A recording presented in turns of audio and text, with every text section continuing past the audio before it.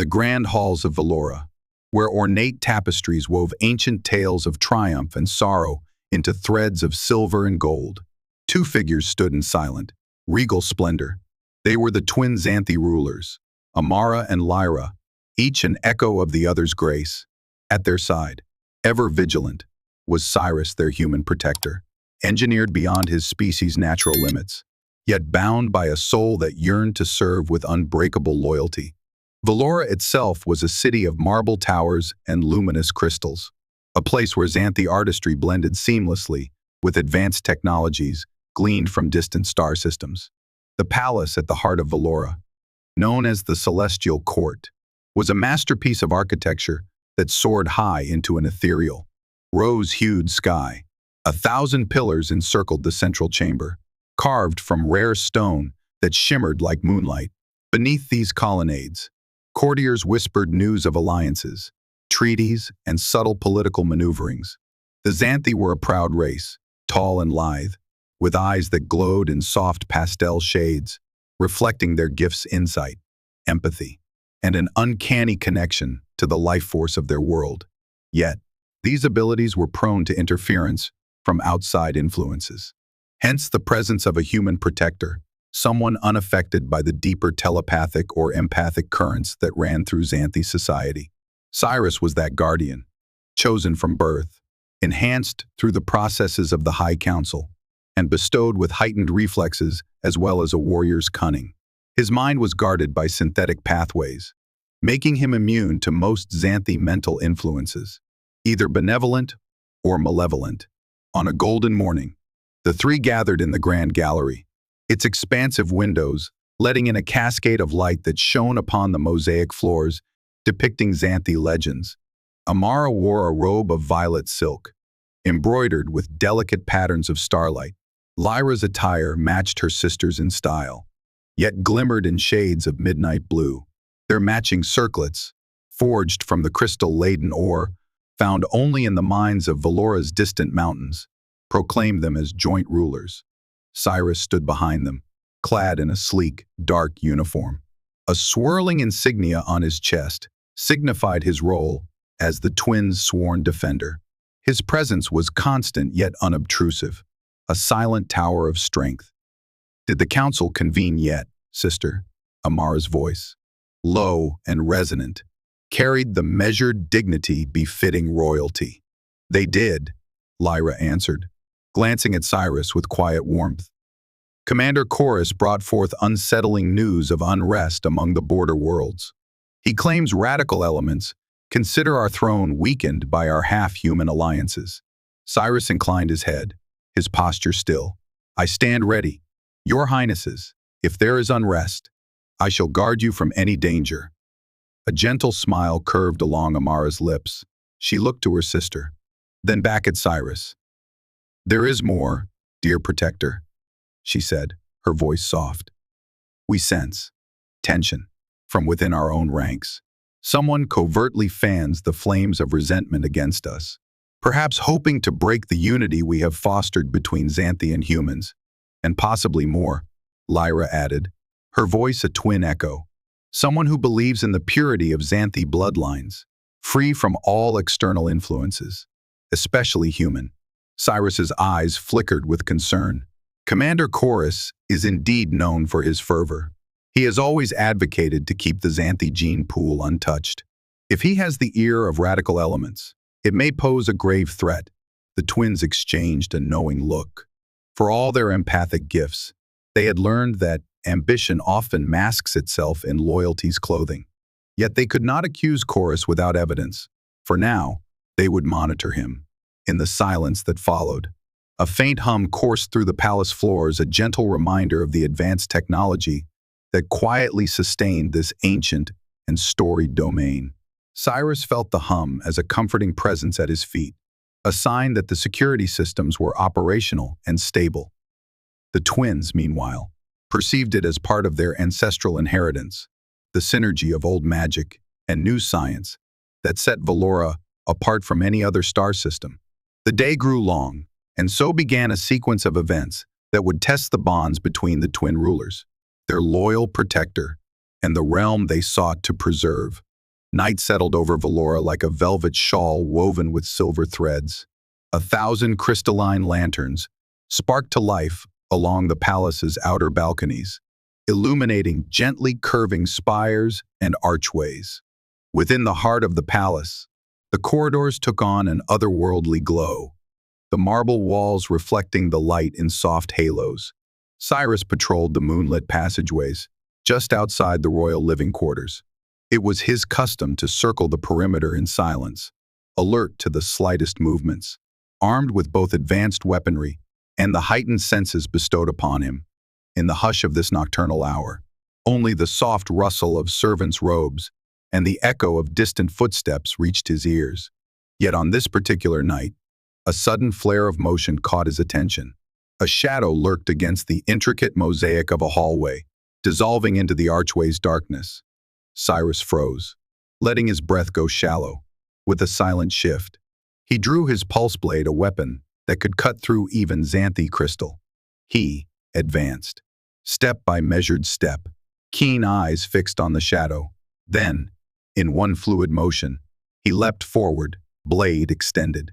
His strike caught only air. The figure had rolled aside with astonishing agility. A hooded shape sprang up, brandishing a small, cylindrical device that crackled with lethal energy. Assassin, Cyrus hissed under his breath.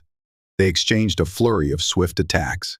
Sparks ricocheted off the corridor walls as weapon met weapon. The hooded assassin moved like one of the Zanthi, swift and graceful, yet underpinned by a brute strength that hinted at augmentation. Cyrus, trained for precisely such encounters, parried expertly. Still, the assassin was relentless. Any less skilled protector might have been overpowered in an instant. Sensing the combat, Amara and Lyra awakened from their private quarters.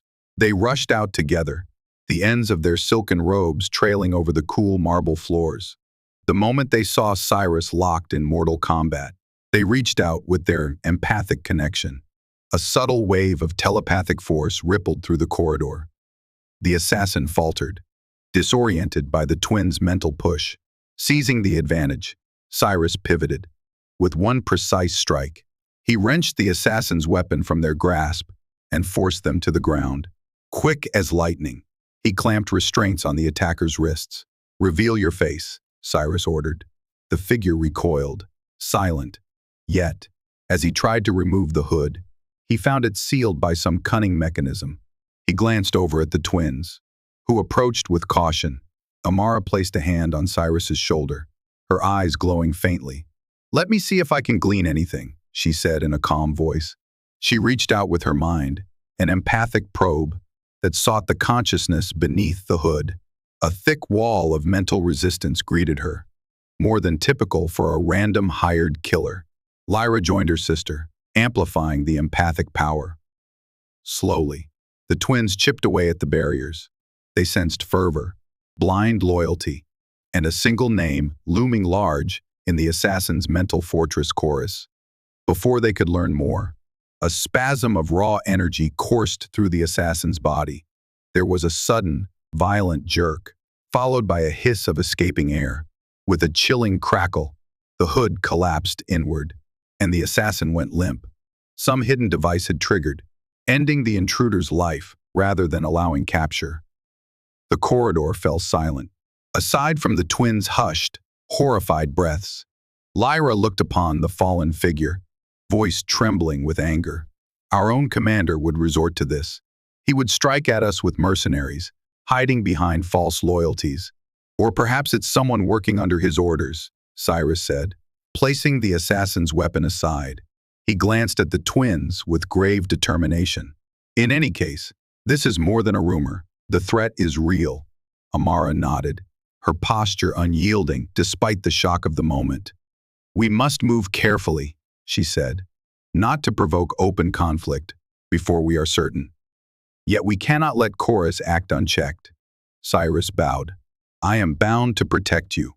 My life is yours, and I shall see to it that no more assassins slip through these corridors unchecked." A gentle stir of air passed by, carrying the distant, soft music of the royal courtyard. The night still shimmered under the glow of crystalline lanterns, but a tangible foreboding had settled within the palace walls. Together, the trio returned to the living quarters, hearts pounding with the knowledge that the peace of Velora was far more fragile than they had dared imagine. Dawn's first light found the palace abuzz with hushed conversations. News of the attempted assassination spread among the courtiers, their silken garments rustling as they formed small clusters, whispering of traitors, subterfuge, and hidden agendas.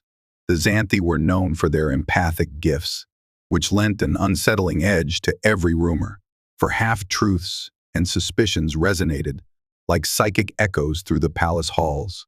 Amara and Lyra, maintaining their composure, convened with a select group of advisors in the Hall of Resonance. Ornate columns spiraled upward, and the walls were adorned with delicate carvings that symbolized unity between Zanthi and allied races.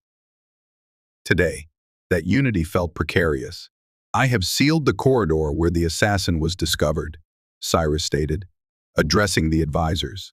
"We removed the body under the watch of the royal medics. They will conduct an autopsy. Though the cause of death seemed self-inflicted, some device meant to prevent interrogation." An older Zanthi named Counselor Julian stepped forward. He was draped in pale green robes trimmed with gold thread. Deep lines of age etched his face, and his eyes, tinted a faint teal, glimmered with concern. "Highnesses, this is not the first time we have heard whispers of dissidents in distant border regions. Commander Chorus has often scorned the mixing of human and Zanthi traits. If he is behind this, the implications are dire indeed. He wields great influence among our military." Amara exchanged a glance with her sister. They sat side by side on twin thrones, each carved from the prized crystal of Velora's mines. Their posture, regal and steady, underscored the unity they shared. "We have suspected his involvement," Amara said quietly, "but we must have proof, or we risk shattering our people's faith in the throne." Lyra drew a measured breath. "Counselor Julian, we want you to discreetly gather evidence. Speak with those loyal to us in the military. Identify who might have sworn fealty to Chorus. We cannot afford open confrontation yet." The counselor bowed. "As you wish, Highnesses. The first shall proceed cautiously." Beside the pillars stood an array of courtiers, each wearing expressions that wavered between resolve and trepidation. Many recognized the severity of the threat. For centuries, the Zanthi had prided themselves on their enlightenment, valuing wisdom, empathy, and unity above brute power. Yet unity was fragile, especially when challenged by radical beliefs. As the council dispersed, Cyrus walked with the twins through the Hall of Resonance. Their steps echoed amid the hush of woven tapestries. Despite the quiet, a subtle electricity clung to the air. "How deeply do you suspect Chorus's influence runs?"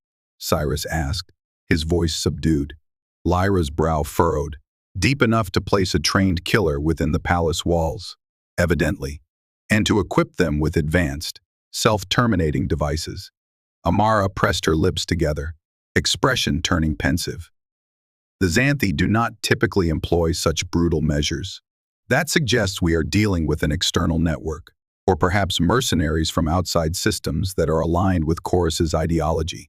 They exited the Hall of Resonance into the adjoining corridor, where slender windows offered a view of Velora's vibrant city below. Crowds of Zanthi and human delegates mingled in the streets, their garments reflecting the bright morning sun. Hovering transports glided along energy rails overhead. From here, the city seemed so peaceful, a testament to the ideals of cooperation that the twins had worked tirelessly to foster. "People go about their lives, unaware that upheaval might be looming," Cyrus said, following their gaze. "We must protect them from the consequences of this treachery." Amara placed a hand on his arm. "We will, dear protector. Yet we must also trust in their strength. They elected us to lead, and they trust that we will guard Velora's future with wisdom. We shall not let them down." The three paused there, bathed in the morning glow, united by a sense of purpose. Their bond was more than mere duty. It was forged by shared danger and a profound understanding that transcended species. Whether or not Chorus had anticipated such a union, it was clear that the path ahead would test them all. The celestial gardens of Velora were renowned for their ethereal beauty. Flowers from 100 worlds took root here, nurtured by subtle telepathic harmonies that helped alien species thrive in foreign soil. Iridescent petals shimmered in soft shades of lavender, turquoise, and pale gold, while delicately winged creatures flitted among the blooms, weaving patterns of light and color. Lyra often walked these paths at midday, finding peace among the softly humming flora. On this day, she was accompanied by Counselor Julian, who had returned with preliminary findings about Chorus's activities. They spoke in murmured tones, careful not to attract prying ears. "He has allies in the outer garrisons," Julian explained, pausing by a glistening vine that curled around a marble trellis. "Many are loyal to him, though it seems not all are aware of his extremist views. He portrays himself as a guardian of Zanthi tradition, rallying those who fear losing our cultural identity to external influences." Lyra nodded gravely. "The question is, does he hold official power beyond his rank as commander, or is his authority purely personal?" "That is not entirely clear," Julian admitted, voice lowered further. "He may be orchestrating paramilitary cells outside the formal chain of command. Some of the border lords are rumored to owe him favors." Lyra's gaze flicked over the garden paths, half expecting to see watchers lurking among the hedgerows. "Thank you, Counselor," she whispered. "For now, continue your inquiries, but above all, remain safe." As Julian left, Lyra felt the faint brush of Amara's presence, carried on a telepathic whisper. "We must speak, sister. Cyrus is with me in the orchard behind the main hedge," guided by that mental nudge. Lyra navigated through winding paths lined with exotic ferns. She soon reached a secluded orchard, where ancient fruit-bearing trees spread their branches like benevolent guardians. Amara and Cyrus were seated on a stone bench, deep in conversation. At the sight of Lyra, Cyrus rose to greet her with a small bow. "Sister," Amara said softly, "we were discussing Chorus's next moves. Cyrus suggested we should consider an outward show of strength to deter any further attacks." Lyra nodded, recalling her conversation with Julian. "Perhaps a public address, reaffirming our alliance with humans, or a demonstration of combined Zanthi human security drills." Cyrus considered the idea. It might force Chorus to reveal himself. He thrives in the shadows, capitalizing on fear and mistrust. A direct display of unity might challenge his narrative.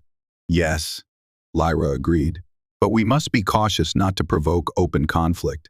Amara laced her fingers together. "We will plan an announcement in the Great Plaza.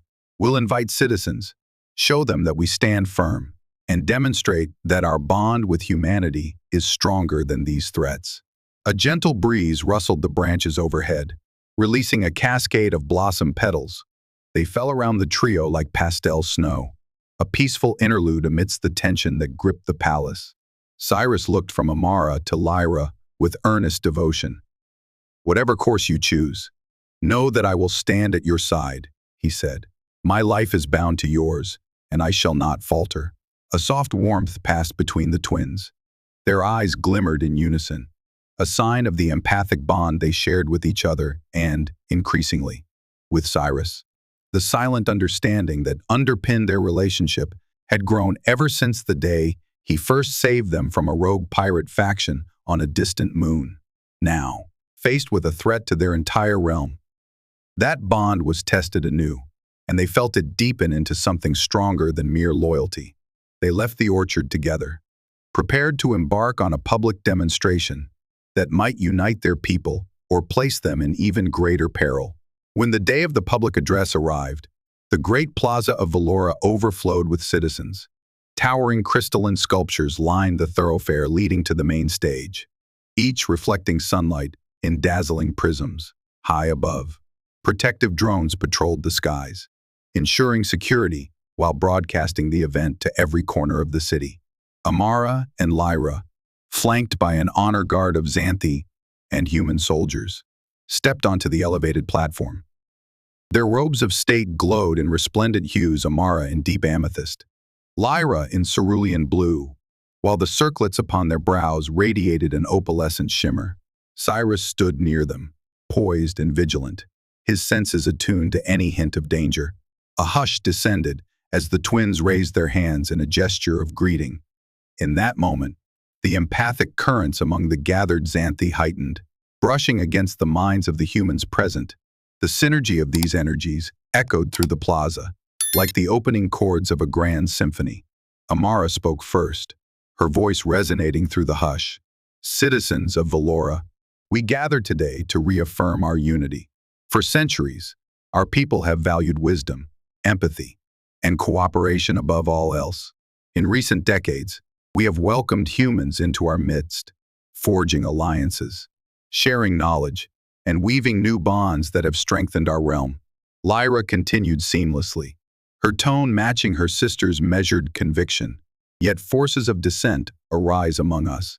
We know there are those who cling to the idea of purity, believing the Zanthi bloodline should remain untouched by external influence.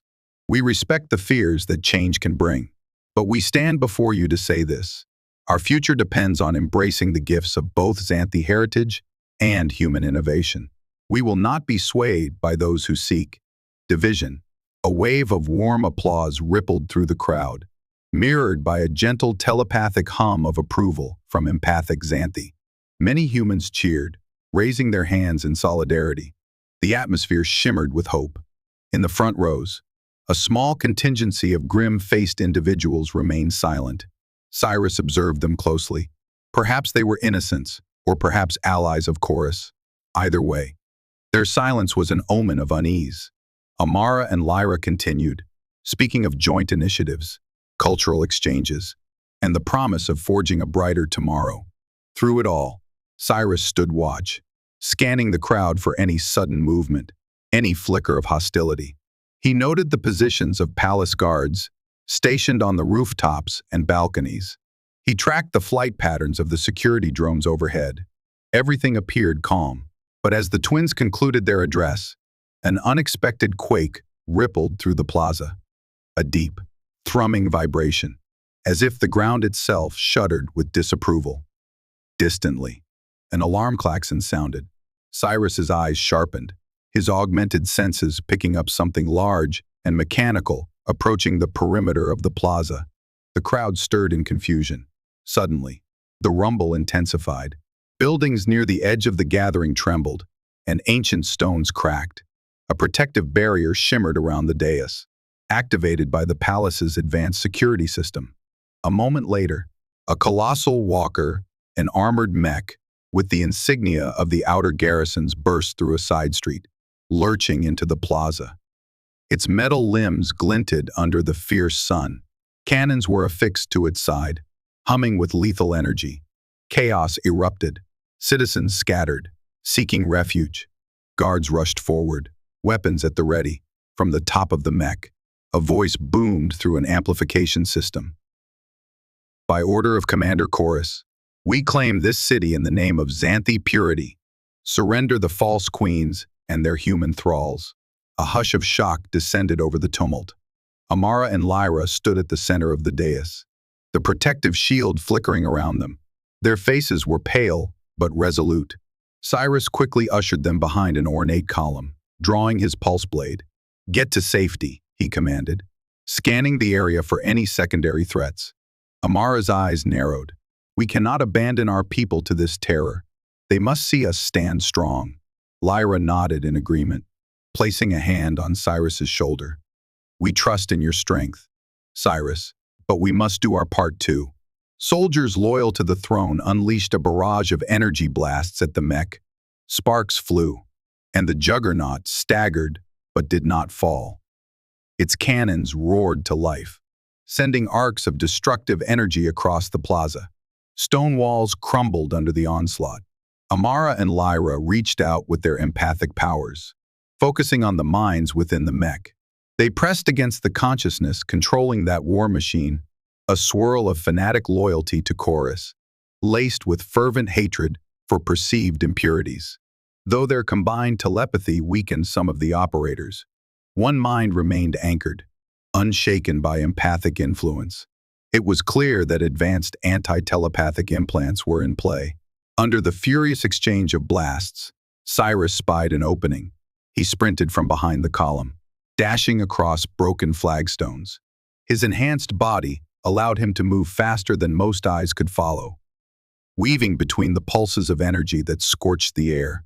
Reaching the mech, he leapt onto its side, using a grappling line from his gauntlet to latch onto a protruding metal support. Bullets ricocheted around him as he scaled the walker's hull, searching for a panel or a weak spot. With fierce determination, he jammed a small device into a seam in the plating. It was a disruptor, designed to short-circuit advanced systems. Sparks crackled. The mech jolted, and the cannons momentarily ceased fire. Seizing this window, the loyal guards concentrated their attacks on the mech's vulnerable joints. With a thunderous roar, the machine's legs gave way, metal screeching against stone. It collapsed, sending a plume of dust into the air. In seconds, squads of Zanthi and human soldiers surrounded the disabled walker. The hatch on top burst open, and a handful of disoriented operators stumbled out. They were promptly seized, weapons confiscated. Through the settling dust, Cyrus approached the group, blade drawn, scanning for any sign of further self-termination devices like the assassin had used. Amara and Lyra stepped forward, flanked by their guards. On seeing them, one of the captured operators spat, eyes blazing with fanatic anger. "You will not corrupt our blood," he hissed. "Commander Chorus will bring the rest of the faithful, and your reign of impurity will end." For a moment, the only sound was the moan of the damaged mech as it cooled.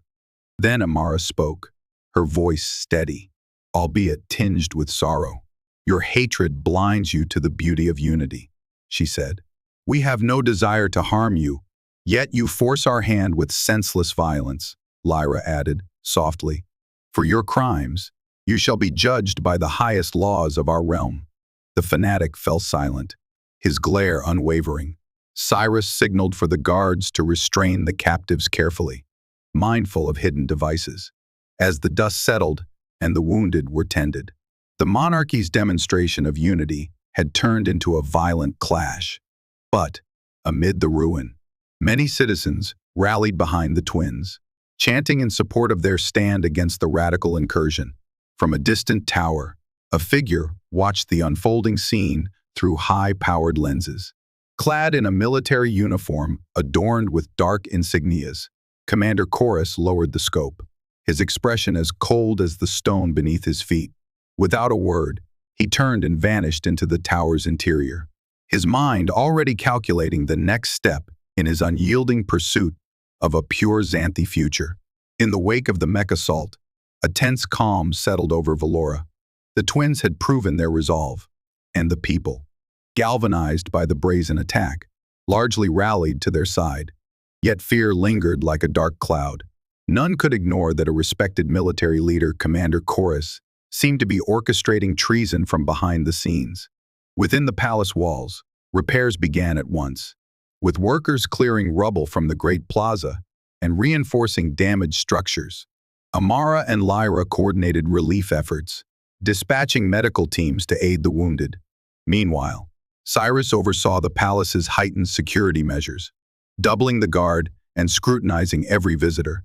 In a secluded chamber near the royal living quarters, a team of Zanthi medics worked on the remains of the assassin, examining the advanced implants that had shielded the killer's mind from empathic probing. Cyrus joined them, observing the procedure through a transparent barrier. The lead medic, Dr. Terran, was a slight, soft-spoken Zanthi with eyes the color of early dawn. "Fascinating," Dr. Terran murmured, pointing to a cluster of synthetic neural strands embedded in the assassin's brain tissue. "This is not ordinary anti-telepathic technology. It's engineered from a hybrid of Zanthi and human biotechnology, enhanced with stolen prototypes." Cyrus frowned. Why would someone so fixated on Zanthi purity make use of human-designed implants? "Doctor."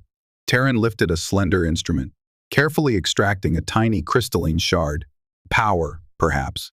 Hypocrisy is not uncommon among extremists.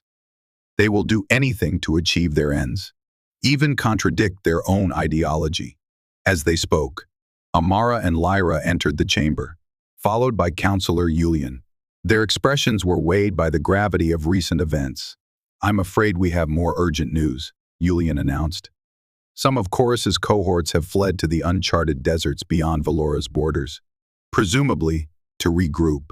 Our scouts have tracked unusual energy signatures emanating from a region near the Temple of Origins." A somber hush befell them. The Temple of Origins was a sacred site for the Zanthi, an ancient structure believed to house knowledge from their earliest civilization.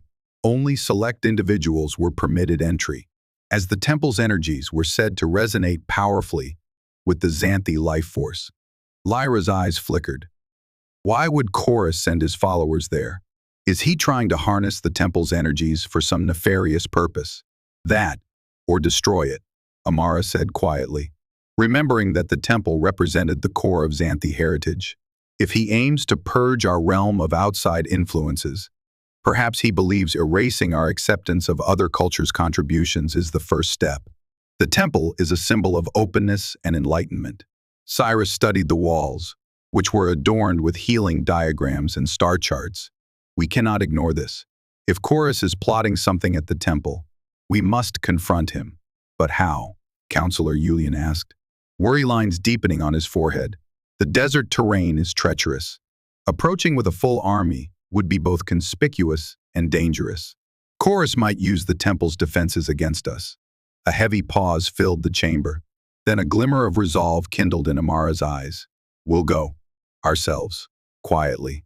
The three of us, Lyra, Cyrus, and I. We can lead a small team, and we possess the authority to enter the temple's sacred precincts. Cyrus opened his mouth to protest, but the determination in Amara and Lyra's gazes made him pause. Very well, he said at last, but I insist we bring a contingent of loyal guards. I can't allow you both to venture into a den of threats unprotected. Lyra offered him a reassuring smile. We would not dream of leaving you behind, our stalwart protector. As they finalized plans for a covert expedition, Dr. Terran cleared her throat. There is one more matter, Highnesses, she said. It concerns your connection to Cyrus, specifically the engineered blood that makes him resistant to Zanthi telepathic influence. The twins turned to face the medic. They were aware that Cyrus's enhancements were derived from Zanthi genetic material, bestowing upon him certain traits rare among humans: heightened agility, stamina, and partial immunity to empathic interference. Yet Terran seemed uneasy, as though she had discovered a deeper truth. I ran a comparative analysis between the blood sample from the assassin's neural implants and the genetic markers in Cyrus's augmented blood, Terran explained. I discovered an intriguing pattern, a resonance that suggests a shared origin of modification. It appears Cyrus's enhancements and the assassin's implants might stem from the same clandestine research. Cyrus's eyes widened, shock flickering across his usually composed face. I was raised in a specialized facility, yes, but I was told my enhancements were a cooperative effort between Zanthi and human scientists, sanctioned by the Council. Lyra's breath caught. Could Chorus have been involved in that research, or the group behind it? That would mean he has knowledge of Cyrus's unique physiology. Amara laid a comforting hand on Cyrus's arm, her touch warm against his uniform. This changes nothing between us, dear protector, she said softly. But it does mean we must tread even more carefully. If Chorus knows your origins, he may seek to exploit them. Cyrus set his jaw, his heart pounding with a mix of anger and betrayal. Then, we shall ensure he does not. I stand by you, regardless of what they did to make me who I am. The news weighed heavily on them as they left the medic's chamber. Their next steps were set: journey to the Temple of Origins, confront Chorus and his followers, and uncover the full scope of the conspiracy that had roiled Velora, bound by duty, love, and a secret shared within Cyrus's very blood. They prepared to face whatever lay beyond the desert sands. Several days later, at dawn's break, A small procession departed Velora under the cover of early morning shadows. Amara and Lyra rode in a specialized hovercraft, its engines emitting only the faintest hum. Cyrus and a select squad of loyal palace guards followed in similarly silent vehicles. Their route led them away from the gleaming spires of the city, past rolling hills of crystalline outcrops, and deeper into the rugged wilderness that stretched endlessly beneath the pale sky. The Zanthi desert was a tapestry of shifting dunes. Fine, shimmering sand sparkled with flecks of rare minerals, reflecting the light in ephemeral rainbows. The air was laden with warmth, and occasional gusts of wind carried swirling clouds of glittering particles. Even the most advanced technology struggled against the desert's fierce conditions, requiring frequent maintenance stops. From the cockpit of the lead hovercraft, Cyrus scanned the horizon with an augmented visor. His enhanced vision picked out distant shapes, barely discernible silhouettes of rock formations, likely remnants of ancient Zanthi structures. He searched for signs of Chorus's men, alert to any ambush. Within the cabin, Amara and Lyra conferred in low voices. The journey was a grave one, and the burden of leadership pressed upon them. The Temple of Origins, Lyra murmured. I have not visited since our ceremonial induction into rulership. Yet I recall the potent energies pulsing through its halls. Amara nodded. We must handle the temple's relics with utmost care. The slightest misuse of those forces could be catastrophic. Their words caused a ripple of unease in the guard contingent behind them. Though trained for combat, few had ever ventured near the ancient temple. Whispers told of illusions, tests of character, and energies that could unnerve even the staunchest warrior. By midday, the sun blazed overhead, turning the desert into a shimmering sea of heat. The hovercrafts advanced steadily, guided by navigational readings that pinpointed the temple's location. Eventually, the terrain shifted, and looming in the distance rose massive carved pillars of black stone. Each was etched with Zanthi glyphs so old that even scholars debated their meaning. There, Cyrus said, his voice crackling over the communications line. We'll set camp near those rock formations for now, then proceed on foot. They brought the hovercrafts to a halt in the shadow of an immense, half-buried statue, a sculpted Zanthi figure, arms outstretched toward the sky. The statue was chipped and worn by centuries of sandstorms, but an aura of silent dignity remained. Cyrus disembarked first, scanning the area with a handheld device that detected energy fluctuations. A faint reading registered to the northeast, presumably emanating from the temple. The guards began unpacking supplies, setting up a small protective perimeter. Standing beside the ancient statue, Amara and Lyra surveyed the dunes that stretched out before them. The swirling sands sparkled like a field of stars in the broad daylight. Their regal robes, lightweight yet protective, stirred in the gusting winds. It feels as though the temple itself is watching us, Amara said, her empathic senses tingling. I can feel traces of ancient power, like an echo reaching across time. Lyra closed her eyes, attempting to tune her mind to those subtle energies. A distant, resonant hum seemed to pulse with each heartbeat of the desert. We must be cautious when we enter. The temple may test our worthiness. Cyrus approached, his expression resolute. The perimeter is secure, for now, he reported. No sign of Chorus's men. I suggest we rest briefly, then proceed under the cover of dusk. They agreed, though rest was a relative term in such a hostile environment. The temperature soared, forcing them to conserve energy and shield themselves from the relentless sun. Amara and Lyra found a sheltered spot under a makeshift awning, quietly gathering their mental fortitude. Cyrus took the time to check weapons and ensure the guards were hydrated and alert. As the day inched toward late afternoon, shadows lengthened across the desert floor. The group prepared to move again, donning protective gear that would help them navigate the final stretch of treacherous terrain leading to the temple. A sense of foreboding weighed on them all, yet none voiced hesitation. Before setting off, Amara placed a hand on Cyrus's chest, where the swirling insignia of his station was etched. "Let us stand together," she said softly, "against whatever we may face." Lyra joined them, her voice carrying the echo of her sister's resolve. "United as we have always been, stronger than fear." Cyrus bowed his head, feeling an odd warmth in his chest that was more than just the desert heat. Their bond was deeper than ever, woven from threads of trust, loyalty, and an unspoken affection that transcended boundaries of species or station. Together, they stepped forward, ready to face the legacy of their ancestors and the malice of Commander Chorus within the hallowed halls of the Temple of Origins. Twilight blanketed the desert in bands of deep purple and gold. By the time the expedition reached the entrance to the Temple of Origins, the structure rose from the sand. Like a relic of another world, its towering pillars carved from obsidian stone that seemed to drink in the fading light. A massive doorway yawned wide, adorned with glyphs and intricate reliefs depicting Zanthi mythology. A faint aura enveloped the temple, a subtle glow that made the stones shimmer. Each step closer felt like pushing against invisible currents of energy.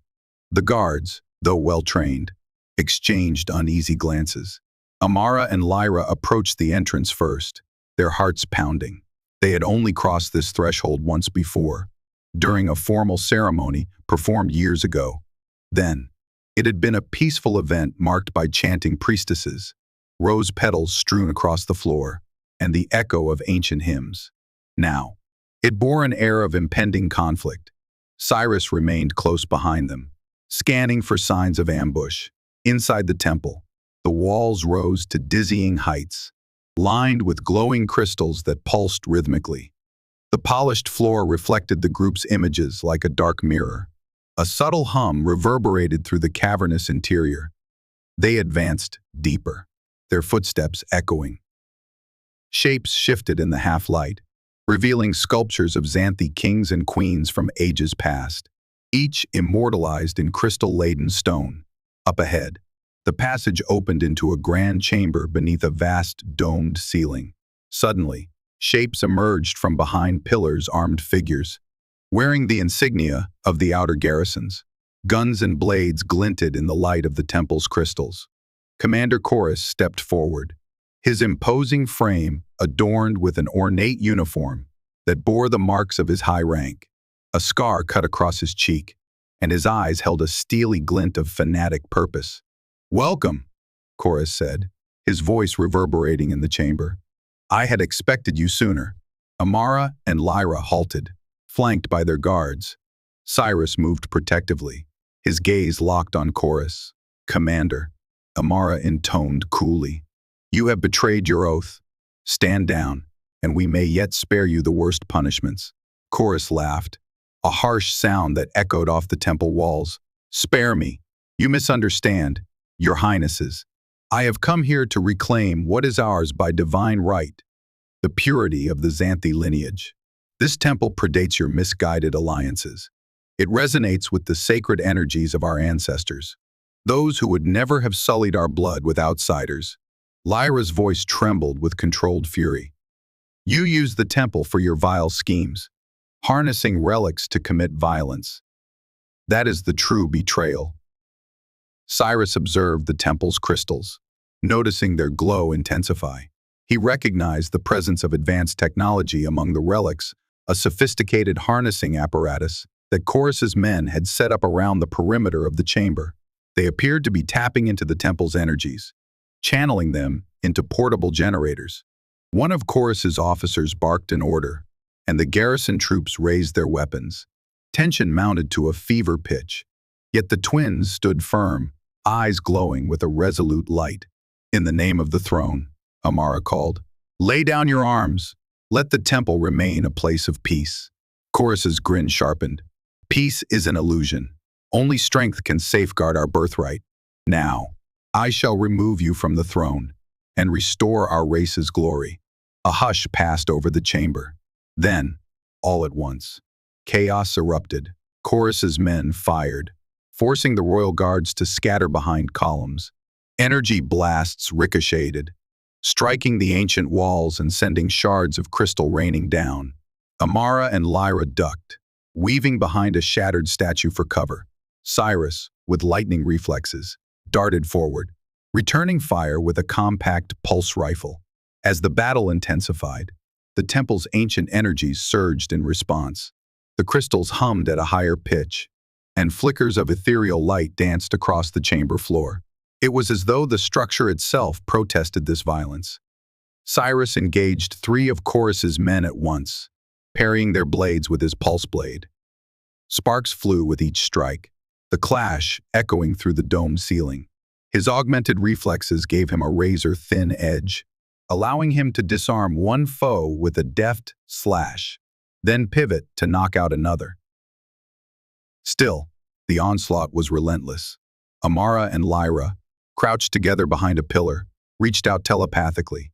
They aimed to quell the aggression within Chorus's men, or at least sow confusion to reduce their effectiveness. While some faltered, reeling from empathic overload, others appeared shielded by the same advanced implants discovered in the assassin's body.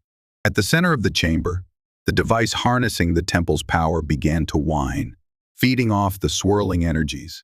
Arcs of light crackled overhead, raining sparks onto the combatants. Smoke and dust thickened the air. Through the haze, Chorus strode toward the twins, brandishing a sleek, futuristic blade that glowed with an unearthly radiance. "Your feeble empathy cannot save you now," he spat, eyes gleaming with manic determination. "Not when I wield the temple's ancestral power." He lunged at Lyra, blade slashing through the air. She narrowly dodged, the edge slicing across the stone behind her. Amara tried to subdue him telepathically, but he shrugged off the assault with a snarl. Strapped to his temple was a small, pulsing implant that seemed to amplify his mental defenses. Cyrus, spotting the threat, broke free from his scuffle and charged Chorus, tackling him to the ground. The commander's blade clattered away, but Chorus twisted free, striking Cyrus with an augmented fist that sent him sprawling. For a split second, their eyes met, and Cyrus felt a jarring sense of recognition, as though they were two products of the same forbidden science, matched in intensity. Chorus scrambled for his blade. Before he could grab it, Amara seized the hilt, her stance resolute. Lyra joined her, their combined telepathic force honing in on Chorus's mind. Despite his implants, they chipped away at his mental defenses, forcing him to reel. "Stop this madness," Lyra pleaded, voice wavering. "You are Zanthi, meant to uplift our people, not drag them into senseless bloodshed." Chorus hissed, sweat beading on his brow. "I fight for our future, for the true Zanthi." Energy blasts thundered through the chamber as the final pockets of resistance clashed. Then, a sudden, shrill tone pierced the cacophony. Cyrus glanced at the harnessing device, which was now overloaded, arcs of energy dancing wildly around its coils. A bright flash ignited the room. The device exploded in a shower of sparks, releasing a wave of raw temple energy. The force knocked everyone to the floor, Zanthi and human alike. The swirling glow expanded, then contracted, flooding the chamber with a blinding radiance. Statues cracked, pillars trembled, and the domed ceiling groaned ominously. Amara and Lyra clung to each other, disoriented by the psychic maelstrom unleashed. Cyrus fought against the wave, his synthetic implants partially shielding him from the worst of it. He crawled toward the twins, determined to protect them from the collapsing structure. Stone fragments rained down, the temple's ancient architecture giving way under the volatile surge. Chorus tried to rise but fell under a chunk of debris, pinned and cursing. With trembling arms, Cyrus shielded the sisters, bracing for the final collapse. Yet, within the heart of the chaos, something remarkable happened. ADEP. Resonant hum emerged from the temple's core, an ancient, powerful presence. Waves of calming energy radiated outward, stabilizing the crumbling structure. The swirling light softened, receding into the crystals along the walls and ceilings. In that surreal stillness, the temple regained its integrity. The final chunks of falling debris settled harmlessly. Breathing hard, Cyrus raised his gaze. The lines of power that had run rampant moments before now shone with a steady, gentle luminescence, as though the temple itself refused to allow utter destruction. Amara and Lyra stood, eyes glowing softly, attuned to the temple's energies. They could sense the ancient guardians of their lineage, whispering through time, beckoning them to restore harmony. Commander Chorus lay immobilized under a massive stone slab, panting with rage and frustration. The rest of his men were either incapacitated or bound by the guards. Outside, the desert wind keened through the temple's entryway. "You have lost," Amara said, her voice echoing with the temple's resonant power. Chorus spat blood. "I have only shown that you rely on external power. You cling to impurity," Cyrus approached, glaring down at the traitorous commander. "Your obsession would have destroyed everything Zanthi heritage, human allies, and even this sacred temple. That is no path to purity. It is madness." Trapped beneath the stone, Chorus could do little but snarl. At a nod from Lyra, the guards carefully removed the slab and restrained him. The moment was fraught with finality. It was done. Exhausted and bruised, Amara and Lyra clasped hands, gazing across the once majestic chamber. Though marred by battle scars, the temple still pulsed with life. They silently promised to restore it, to honor the ancient legacy that had just saved them from devastation. And in that promise, a new determination was born to usher in an era that truly honored Zanthi history while embracing the human presence that had become inextricably linked with their destiny. In the days following the confrontation at the Temple of Origins, a great sense of relief washed over Velora. Chorus and his principal followers were imprisoned, their misguided coup brought to a definitive end. The revelations of his treachery rippled through Zanthi society, igniting debates on tradition, purity, and the evolving identity of their culture. Amara and Lyra returned to the palace alongside Cyrus and the loyal guards who had braved the desert with them. Many citizens gathered at the city gates to welcome the triumphant procession, showering them with flower petals and chanting praises. Hovering crafts circled overhead, broadcasting images of the victorious rulers. The temple's partial collapse had inspired an outpouring of support from across the realm. Skilled artisans and architects volunteered to help restore the sacred site. Traditionalists, who once harbored doubts about the twin queens, now recognized that their empathy and courage had safeguarded a cornerstone of Zanthi heritage. Within the palace, life began to normalize. Council sessions resumed, focusing on reparations and renewal efforts. Amara and Lyra, mindful of their near cataclysmic ordeal, took every opportunity to promote dialogue between Zanthi and humans. Their example, surviving an assault within the realm's most sacred place, carried potent symbolism. Cyrus, meanwhile, found himself grappling with new questions about his own identity. The revelation that his enhancements shared a common origin with Chorus's illicit technology gnawed at him. He spent hours in the palace library, poring over documents and historical records of Zanthi human collaborations in biotechnology. One evening, as the city lights sparkled against the twilight sky, Cyrus stood alone on a balcony overlooking Velora. A gentle breeze ruffled his hair, carrying faint music from the streets below. He stared pensively at the swirling insignia on his uniform, recalling every moment that led him to this role. Soft footsteps approached. He turned to find Amara and Lyra, both clad in casual, flowing attire in pastel hues. Their eyes glowed with the subtle luminescence of empathy. "Sister," Lyra said in a hushed tone. "He seems troubled." "Yes," Amara agreed, stepping closer to Cyrus. "You have not been yourself since our return from the temple." Cyrus bowed his head respectfully, but the twins motioned for him to stand. Lyra gently touched his arm. "Cyrus, please tell us what burdens your mind," he exhaled, looking back at the twinkling city lights. "I learned that my enhancements, the very augmentations that made me worthy to protect you, were born of the same research that allowed Chorus to shield his assassins. It feels like my existence is tainted by that knowledge." Amara's gaze was filled with sympathy. "Cyrus, You are not defined by the origins of your enhancements. They do not dictate your heart, your loyalty, or your actions. Lyra nodded, stepping forward to place a comforting hand on his shoulder. You have chosen to stand by us, to save our people. Whatever technology was involved in your creation, it does not diminish the goodness in you.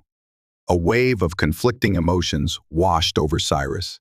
He recalled every battle fought, every wound sustained in service to the Zanthi throne. The unwavering devotion that guided his every step was not an artificial implant. It was something deeper, more human, more real. In the glow of the balcony's lanterns, the twins embraced him, an unspoken affirmation of trust. A gentle warmth coursed between them, as though their empathy provided solace for his doubts. For a moment, time seemed to slow, the hum of the city receding into the background. "Thank you," Cyrus whispered, bowing his head. "Your faith in me means more than any technological improvement could ever bestow." Amara smiled, her presence radiating gentle reassurance. "We share a bond, Cyrus, one forged in trials and tested in fires that few could endure. That bond defines who we are more than any ancient research ever could." They lingered there, gazing out at the city they had fought so hard to protect. A sense of renewal wafted on the night air, resonating with the promise of a better future. In the distance, starlight illuminated the silhouettes of Velora's gleaming towers, and somewhere beyond, the Temple of Origins stood, waiting to be fully restored, a monument to the past, but also a beacon for the future.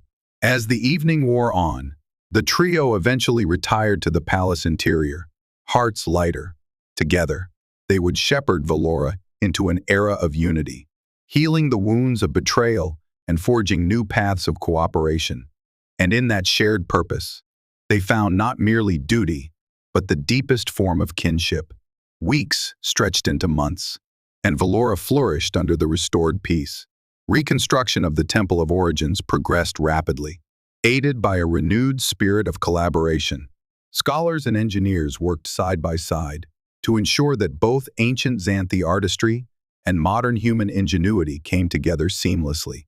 Commander Chorus stood trial for his crimes, a solemn affair held in the Hall of Justice. Witness after witness testified, outlining the depth of his conspiracy. The evidence was overwhelming: secret arms deals, covert paramilitary cells, and the infiltration of advanced implants designed to thwart Zanthi empathic powers. With stoic composure, the tribunal pronounced him guilty of high treason. He was stripped of rank and sentenced to a lifetime of exile in a secure facility on a remote Zanthi moon. Amara and Lyra, though relieved by the verdict, did not revel in the downfall of their on-a-time ally. They regarded the trial as a moment for reflection, urging the Zanthi to confront the roots of prejudice that had allowed Chorus to amass such support in the first place. Reforms were implemented throughout the military hierarchy, emphasizing transparency, empathy training, and mutual respect between Zanthi and humans. Cyrus played a pivotal role in these reforms, sharing insights on how best to integrate human and Zanthi tactical doctrines. His experience on the battlefield and his unique perspective, half-rooted in both worlds, proved invaluable. Over time, the stigma that once surrounded his presence in the palace began to dissolve. Many Zanthi recognized that his enhanced abilities, combined with genuine compassion, symbolized the future they aspired to create, one where old boundaries no longer dictated what it meant to be pure or true Zanthi. On the day of the temple's grand reopening ceremony, a crowd gathered at dawn to witness the final unveiling. The desert sun cast a warm glow across the horizon, painting the sky in hues of pink and orange. Hovercrafts dotted the skyline, bearing citizens from every corner of the realm. Diplomats from allied human colonies arrived as well, eager to celebrate this renewal of bonds. At the temple's entrance, the restored pillars stood polished and majestic. Crystals newly set into the walls refracted the morning light, filling the air with a gentle rainbow shimmer. The carved reliefs, once eroded by time and conflict, had been painstakingly repaired, each glyph a testament to the resilience of the Zanthi spirit. Amara and Lyra, dressed in regal attire that combined traditional Zanthi robes with subtle elements of human design, stood at the forefront of the assembly. Cyrus was close by, wearing ceremonial armor that gleamed under the rising sun. The swirling insignia on his chest reflected not only his duty as protector, but also the unity now embraced by the Zanthi and their human allies. A hush fell as Amara raised her hands. Her voice carried with the weight of centuries of tradition. Today, we stand at the threshold of a new dawn. The Temple of Origins, once threatened by violence, has risen anew, more glorious than ever. This is not just about rebuilding a sacred site, but about healing the fractures within our society, Lyra continued, voice resonant, as she addressed the gathered crowd. We acknowledge that fear and prejudice took root among us. Yet, through unity, empathy, and the courage of many, we have triumphed. May this temple remain a beacon of hope for generations to come, reminding us that change and tradition need not be enemies, but partners in growth. Spontaneous applause erupted. Dozens of crystals set into the temple's grand archway shimmered in response, a subtle nod from the ancient energies that resided within. Guests from human colonies smiled and clapped, some moved to tears. Zanthi nobles, once wary of human influence, bowed their heads in respectful acknowledgement of a new chapter in their collective history. Then, guided by ceremonial priestesses, Amara and Lyra placed their hands on a large crystal altar near the entrance. Its surface glowed, reacting to their empathic touch. A soft surge of energy rippled through the temple, lighting the passageways within and bathing every sculpture and mural in a gentle luminescence. Cyrus watched, heart swelling with pride and relief. Through trials of blood and betrayal, through the desert's harshness and the temple's near collapse, they had persevered. More than that, they had emerged stronger, bound by trust and affection that no conspiracy could sever. As the ceremony concluded, a stirring melody filled the air, performed by a choir of Zanthi and human voices blending in perfect harmony. People began to file inside, marveling at the restored splendor of the ancient halls, their footsteps echoing with reverent awe. In a quiet corner, Amara, Lyra, and Cyrus found a moment of reprieve. They exchanged grateful smiles, each recalling the perilous journey that had brought them to this day. The memory of flickering energy arcs and collapsing pillars lingered, a stark reminder of what they had nearly lost and what they had saved. "Thank you, Cyrus," Amara said softly, her eyes glowing with sincerity. "Thank you for standing beside us at every turn." Lyra nodded, placing a hand over Cyrus's. "Your courage and heart made all the difference. Together, we shattered the chains of old fears." Cyrus bowed his head, though his voice held firm conviction. "You gave me a purpose beyond mere protection. You welcomed me into your bond, allowed me to see that my enhancements are not a curse, but a gift to be shared in service of a brighter future." They stood there, three souls intertwined by fate, gazing into the newly illuminated expanse of the Temple of Origins. In that shining moment, the pain of the past gave way to boundless possibility. A soft wind drifted through the corridor, carrying the faint perfume of distant desert blooms. Epilogue or not, their story had come full circle. Strife had tested them. Conspiracies had threatened their lives. But they had emerged as a symbol of unity, regal twins, and a loyal human protector, bonded by blood, by spirit, and by love that transcended tradition. With the temple's radiant light guiding them, they stepped forward, hand in hand, into a future that promised peace and prosperity for all who called Velora home. And in the echoing corridors of that ancient place, it was as though the ancestors themselves smiled in silent approval, welcoming a new era where empathy, innovation, and shared devotion would shape the destiny of the Zanthi realm.